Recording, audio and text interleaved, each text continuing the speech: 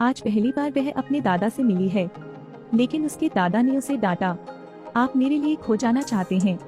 Aunty डर गई। उसने सामान हेदी को दे दिया और भाग गई।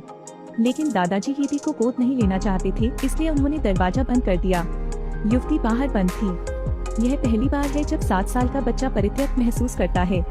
हेदी को बकरी के अस्तबल में जाना पड़ा। अंधेरी गरजती रात में छोटी लड़की बकरी को गले से लगाकर सपने में गिर पड़ी। अगले दिन दादाजी दूध लेने गए। हेदी ने दादाजी को बधाई दी, इसलिए उसने छोटी बच्ची के लिए एक कड़छुल दूध निकाला। हेदी बहुत खुश है। उसने सफाई से पी ली। छोटी लड़की सोचती है कि उसके दादा उसकी देखभाल करेंगे, लेकिन उसने उसे फिर से बताया वह याजक को उसे ले जाने देगा। परंतु जब वे आराधनालय में पहुंचे, पुजारी ने उसे बताया 3 दिनों में वह शहर में प्रवेश करेगा। इससे पहले दादा को छोटी बच्ची की परवरिश करनी थी। घर आने के बाद हेदी दादाजी से पूछती है क्या उसे फिर से बकरी के अस्तबल में सोना पड़ेगा। दादाजी ने कहा जहाँ सोना हो वहीं सो जाओ। हेदी कमरे में भाग गई। इस समय उसे पता चला कि उसके पास केवल एक मेज और एक बिस्तर था। सौभाग्य से कमरे में एक अटारी भी है, ऊपर सूखी घास है। हेदी ने कुछ लैप्स किए। यह लड़की का बिस्तर है। तब से हर बार जब वह उठता है, हेदी उसके द्वारा तैयार किए गए सभी दूध पी जाती है। तब वह पतरस के साथ बकरियां चराने गई। पीटर ने उसे सिखाया कि घास में कैसे लौटना है, तिल को कैसे बुलाना है। जब तक वह सीटी बजाएगी, प्रकट हो जाएगी। बदले में हेडी हर दिन उसके साथ अपना दोपहर का भोजन करती है। दोनों जल्दी ही अच्छे दोस्त बन गए। उसने कहा कि वह हेडी को कल फूल देखने ले जाएगा, लेकिन हेडी थोड़ा दुखी है क्योंकि कल वह छोटी बच्ची को छोड़कर जा रहा है। लेकिन जब वह घर आया, हेडी ने पाया कि घर में एक अतिरिक्त कुर्सी थी। दादाजी ने किया। हेडी ने खुशी से उसे गले लगा लिया। वह जानती है कि उसके दादाजी ने उसे स्वीकार कर लिया है। लेकिन उसकी चाची फिर आ गईं। उसने कहा कि एक अमीर परिवार है जो हेडी को गोद लेना चाहता है। लड़की स्कूल जाएगी, लेकिन दादाजी नहीं माने, क्योंकि सबसे पहले तो उसने ही उसे छोड़ा था। आंटी बेटे ने मना कर दिया। वह हाइडी के पास गई, उसे बतलाया कि उसे अब उसकी जरूरत नहीं है और उसे ले गई।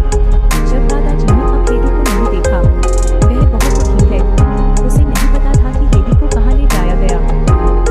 चावल खाने वाले अमीर लोगों के बारे में क्या सामान्य है। टेबल पर बैठने से पहले अपने हाथों को ब्रश से धोना। उसके बाद साफ करने में उसकी मदद करने के लिए एक नौकर था। उसे विशेष कपड़े भी बदलने पड़ते थे। यह हाइडी का यहाँ पहला दिन है। वह स्वामी ने उसे अक्सर परेशान करने के लिए आने के लिए उसकी आलोचना की। हेडी को कटोरा उठाने की अनुमति नहीं है। उसे एक चम्मच का उपयोग करना है। जब उसने रोटी खानी चाहिए तो उसे डाला नहीं। सौभाग्य से घर की महिला क्लारा अत्यंत दयालु है। वह हमेशा हेडी की रक्षा करती है। दोनों अच्छे दोस्त बन जाते हैं।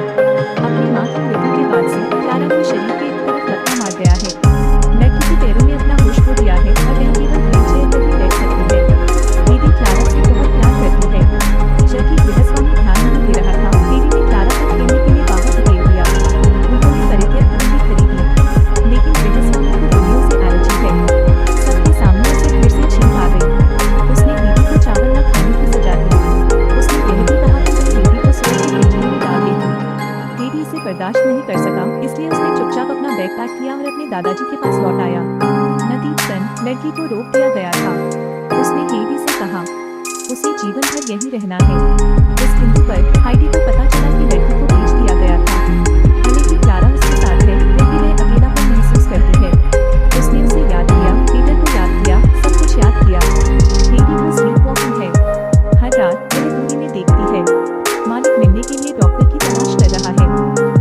उन्होंने हेडी की अलमारी में छिपी हुई बहुत सारी ब्रेड का भी पता लगाया। डॉक्टर ने बॉस को बताया हेडी की बीमारी बहुत गंभीर है। उन्हें उसे घर लाना था। काफी हिचकिचाहट के बाद बॉस मान गए। इस खबर को सुनने के बाद क्लारा टूट गई, क्योंकि उसकी नजर में हेडी उसकी है। अगर हाइडी चली जाती तो उसके पास कुछ नहीं बचता। युवती ने खुद को कमरे में बंद कर लिया। किसी भी तरह उसने दरवाजा नहीं खोला।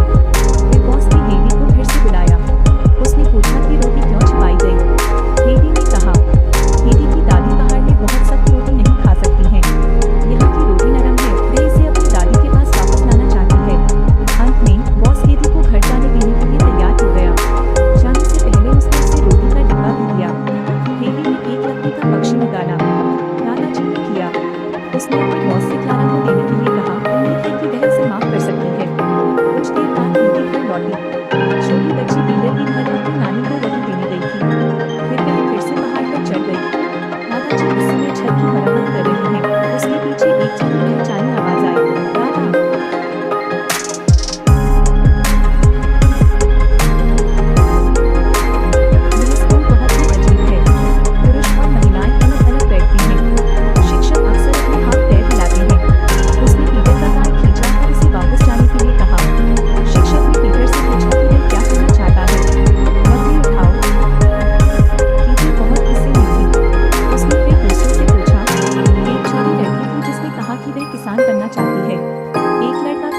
पायलट बनना चाहता था।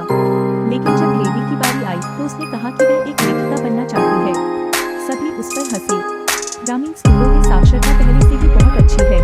फिर भी क्लारा को पत्र लिखने के लिए हेदी ने खुद की कड़ी मेहनत की। इस समय क्लारा अत्यंत हृदय विदारक थी। हेदी के जाने के बाद से उसने कुछ नहीं खाया है। रानी ने यह देखा तो वह बच्ची को पहाड़ पर ले गई। इस प्रकार दोनों मित्र पुनः मिल गए। पहाड़ पर चढ़ने के पहले दिन हेदी ने क्लारा को चावल खाना सिखाया। पहले दोनों हाथ ऊपर उठाएं, फिर दूध का कटोरा पीने के लिए उठाएं, फिर अपनी जीभ बाहर निकालकर कटोरा चाटें। अंत में अपना मुंह पोंछ लें। यह दृश्य हाल ही में पीटर ने देखा था। क्लारा के प्रकट होने के बाद से हेदी अब बकरियां नहीं चरा रही है। धीरे धीरे उसे जलन होने लगी।